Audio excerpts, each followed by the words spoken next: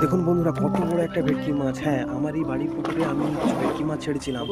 তো ভেটকি মাছগুলো এত বড় পুকুরে বারান্দা দিয়ে সহজেই ধরতে পারিনি। তো কিছু ভেটকি মাছ তুলে দেওয়ার পরেও কিন্তু থেকে গেছিলো। তো আমি একদিন কি করলাম, একটি ভেটকির কাঁটা কিনে নিয়ে এসে কিন্তু একটি প্লাস্টিকের বোতলে ইউটিউব থেকে দেখে তো একটা মাছ দিয়ে আমি কিন্তু ভেটকি মাছ ধরার জন্য মাছটিকে আমি জলে করে ফেলে দিই। সকালবেলা কিন্তু ফেলেছিলাম। বিকালবেলা আমার বাড়ির পাশের একজন বললো পুকুরে কি যেন এই পাশ থেকে সে পাশ একদম দানবের মতো জল টল কেটে একদম ছোটাছুটি করছে। আমি তখন বুঝে গেছি কিছু একটা তো লেগেছে।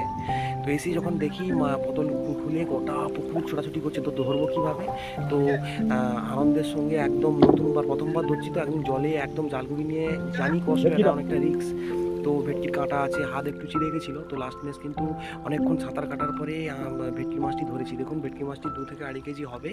তো বাড়ির পুকুরে এই মাছটি ধরার সময় আমি যতই পরিশ্রম না হোক না কেন, আমি কিন্তু খুব মজা পেয়েছিলাম।